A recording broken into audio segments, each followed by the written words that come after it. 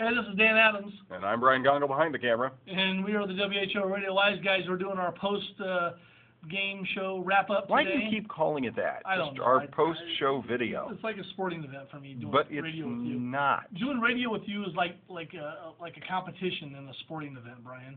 That's very strange. Anyway. Anyway, we did our show today, August 27th, 2011. This is our last show of the season before we go into football here now. We'll be preempted for a few weeks at least. So we're going to wrap up some stories that we talked about on the air today. And the biggest tech story of the week, of course, is the news that Steve Jobs has offered up his resignation as the CEO of Apple and has stepped down. And this is obviously is for health reasons, even though no one is saying exactly why. All his letter of resignation said is, the day has come that he can no longer perform the duties at Apple, and so he's stepping down. And he suggested that their chief operating officer, a gentleman by the name of Tim Cook, be sworn in or appointed as the CEO, and that happened immediately. So Apple has a new CEO now, Tim Cook, and we'll see what happens. Some people think that Apple's going to fail miserably now because Steve Jobs isn't around. Brian Gongol is one of those people. That's not what I said at all. That is not what I said. I don't think it's going to make that much of a difference. Steve Jobs has actually been out of Apple for the last 9 months or so now on a medical leave, and Apple's been doing fine. They've posted their best quarter ever. Their market capitalization topped Microsoft and has topped ExxonMobil for a couple times here. They're running right neck and neck in market capitalization, which is the valuation of the company, with ExxonMobil. And ExxonMobil is the largest corporation in North America. So Apple is not doing bad, and I don't think this is going to hurt Apple at all. The thing that Steve brings to the table is vision. He's a guy that thinks about the products that we use and how we use them and how to make them easier for us to use. And there's a lot of geniuses that work at Apple that help him with this, and I think those people are just going to pick up and keep going. I don't see this as hurting Apple at all. And I say just two things about this subject. First of all, market capitalization is not the quality or performance of a company in particular. It's just how people value their stocks. And there was a time when Pets.com had a great market capitalization as well. Second thing I would say about this is... crappy business model. That was the problem. Sure. The other thing about this that I would say is, I say Apple is on a growth trajectory right now. Everybody seems to recognize that, and there's no problem with recognizing or acknowledging that. But I give it a 50-50 shot that they will still be on a growth trajectory 5 years from now, because 5 years from now, everything that they've been doing now is going to be way outdated, and it's a whole new generation of things. The question is, will they keep up the momentum? Well, we'll see. I mean, time will tell. We'll see. Another big tech news of the week, HP is still going along with their plans to spin off their PC division and get rid of their touchpad and their web OS. Their web OS is basically Palm OS that they bought from Palm for, what did you say, Brian, $1 billion? I think it was $1 billion, something like that. Something like that, a couple of years ago. HP's getting out of that business. They no longer want to manufacture PCs, which I've been in the PC business for over 22 years now, and I'm telling you, there is no money to be made in this business. That is a hard business to be in, and they're complaining that they're only making 6%, or actually 6 points, which is almost the same as 6% on their hardware sales, and they're tired of it. They don't want to deal with it anymore. It costs them a lot of money to manufacture a PC and support that PC and develop the software and the updates and all that stuff. There's just a lot of things that go into this, and they're tired of it. They're getting out of the business. So their touchpad, they decided to get out of the touchpad business, and which I think is a smart move because, come on, Apple sold 40 million iPads in a year and a half.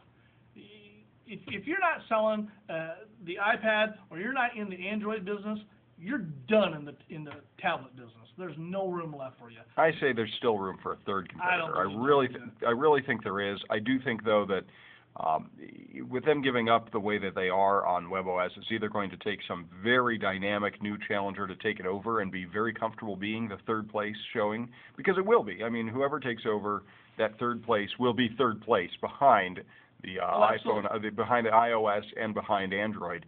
But there's room for a third, and I think, frankly, I would love to see Symbian come back with a bit more enthusiasm, but I don't know if that's going to happen either. I think it's I- a good operating system. I don't think it will. You know, the best thing that HP did with their touchpad is this week they dropped the price from like $400 or whatever it was, depending on the model, to $99, and they sold out of them, boom, like that. They were gone. And now they've got a warehouse. They've said they have a warehouse with a couple million of them sitting in the warehouse that they're going to start getting out through the distribution channel, and you'll be able to buy these things, but there's no updates for it. There's no WebOS updates coming for these things. You buy one, you're basically on your own. Well, there may be updates depending on who buys out the programs and who buys out the whole division, if it gets sold, and that's the question. So there's a lot of uncertainty, but for $100, I'm willing to take the uncertainty. I'll buy one for $100. And you know what? I'm that far away from being willing to jump and take, do that too. I think for $99, that's not a bad investment. No, I think it'd be perfectly I mean, fine. if it worked for you good for a year, you've got your money's worth out of it. Well, precisely, but it'll keep on working well after that.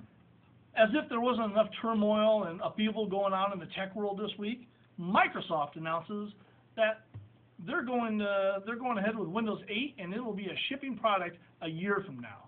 So we're all getting comfortable with Windows 7 now. Windows 7 honestly is probably the best version of the Windows operating system I've ever seen. It seems to work. It does well. It's solid. People are liking it. It is stable, that's for sure. But now we're going to have Windows 8 next year. Brian, what do you think of that?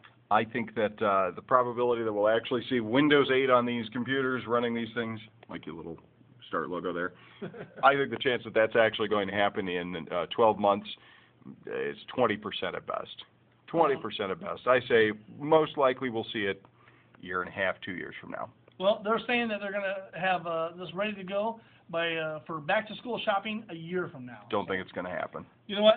I honestly, if Microsoft could just put more time and energy and resources into making their products the best that they can be for what they have right now, I think that company would do a lot better. I think they do that, though. They don't do that enough. I don't think they do that enough. Every other operating system they come out with seems to be an epic failure, and I predict the same for Windows 8. I think Windows 8 is going to flop. I guess we'll have to wait and see. All right. Because we don't know. I mean, we're speculating about something we haven't seen and we don't have any technical specs on, no previews or anything like that. I doubt we can really say for certain at this stage. Other news going on this week, D.C. had that big earthquake, or at least not that big an earthquake, but something like 5.8 or something like that the other day. And big story here on Politico.com, which is not normally a source we use for the WHO Radio Wise guys, but I thought this was very interesting. Talk about the fact that the cell phones just stopped working in D.C. after the earthquake. People were trying to call 911, couldn't get anywhere, and so now the government's getting involved. The FCC is saying, hey, guys, what happened? Yeah, and that's a good question to ask. What happened? Why? I mean, because there was no real severe damage to buildings and stuff. Right. The infrastructure was okay, but why did the cell phone service stop working all of a sudden? I think there's a very good argument to be made that just so many people swamped the networks and started using them that they overwhelmed them. I think that is probably what they will find that happened. That logistically or logically, I think that's what happened. We'll see, but that's a bad thing. I mean, when there's a national crisis like that going on, you can't get through that. That's bad. Right, and this is what comes back to my old standing argument that there is not enough capacity in the cell phone networks in America today, and that's what the problem is. There's neither enough capacity for phone calls to be made, which is I think what happened here likely in D.C. And anybody who's been at a big sporting event, you're at a stadium and everybody tries to get on the phone at once, and all of a sudden you can't get through. That's why they have to park mobile cell phone towers in the parking lots at a lot of games these days. I think that's what probably went on in D.C., but I think we not only have inadequate supply of networking capacity for voice calls, we also don't have enough capacity for data calls or data messages to be sent as well. I don't understand why in this country, the United States of America, that we have these problems, but yet in Europe, they don't seem to have these problems. Well, higher density of population means that they can allocate their resources differently. We're spread out here. Yeah, but in Europe, we're excited to get 7 megabit DSL to the home. Yes.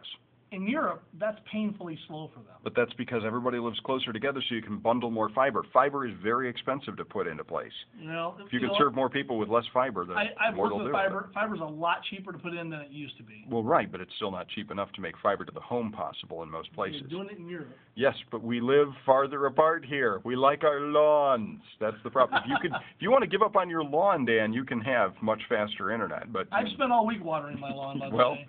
you know what? If we gave up on our lawns, we could have much faster internet, frankly, though I don't care. In fact, I like my lawn. I'm telling you right now, I probably spent more money watering my lawn this week. I could have bought 2 of those HP touchpads. For all the water you spent.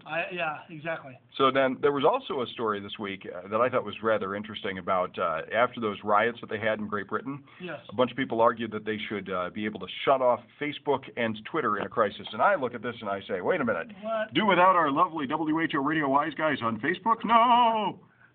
Sorry, shameless plug right there. But I think the argument that you should shut those down was a stupid one. It was people who don't know how technology works making a stupid argument that was an overreaction. And it turns out, yes, it was a knee-jerk reaction. They've pretty much backed off that plan. But they said, well, we had all these riots and people were planning riots on Facebook and Twitter, so we should just be able to shut them off in an emergency. That's just stupid. That doesn't even make sense. Well, because not only could you use stuff like Facebook to spread word about, starting riots and protesting in an emergency, you could also spread information about how to react to them and how to keep yourself safe by the same methods. Yeah, I mean, this is the way our society has gone now. We are using tools like this, online tools, to get information out where we used to use the telephone and, telegraph and that kind of thing a long time ago. Facebook and Twitter are the new tools of our generation. Among them, or at least they're not the only ones. No. We also, of course, have Google Plus, which we hope you'll visit us here, because while we're away on our football hiatus for a while, we will have updates going on in our Google Plus account. And by the way, Dan, because they've gone on this new spur of shutting people down for using aliases and things like that, I have converted our Google Plus account to my name personally. So if you just search for Brian Gongol on Google Plus, they won't let us use WHO Radio Wise Guys as our name, so it switched over to my name for now. Okay. We'll see if they switch it back, at which time I will switch back. But if you want to visit us online, you can hit us up on Google Plus, on Facebook, on Twitter. Or email. Email. Jeez, who uses email anymore? You can email me, Dan@RadioWiseGuys.com. And I'm wiseguys@whoradio.com or Brian@whoradio.com. Either one of those are good. A lot of news going on this week, of course, with Hurricane Irene making its way up the coast. A really good interactive map, very nice, very clean-looking one from the New York Times. So as we record this right now, making its way up the coast of North Carolina, set to make landfall at New York City.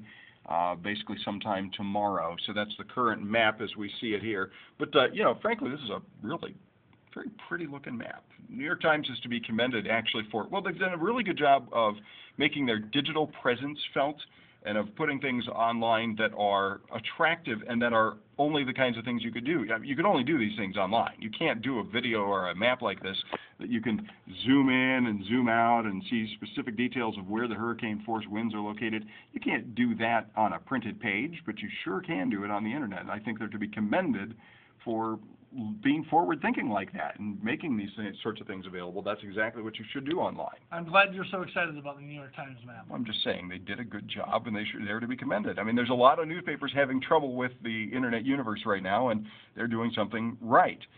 One more thing before we go. Yes. Some video that showed up from a Chinese TV program this week appears to show, in the midst of it, and this is not really a very clear story here, but it was on The Guardian, guardian.co.uk, story about how a Chinese TV program that may have been recorded as much as 10 years ago showed video of a guy sitting at a computer cyber hacking, conducting cyber warfare against American websites. I bet that's old. It's probably very old. I bet that's very old. Because we know they've been doing it forever, and we know they're going to keep on doing it. Yeah. It's extremely frustrating, though, to know that that big red flag there with the star, those guys are out to knock American websites off of the internet, to attack them and to conduct this cyber warfare. They're shameless about it, really.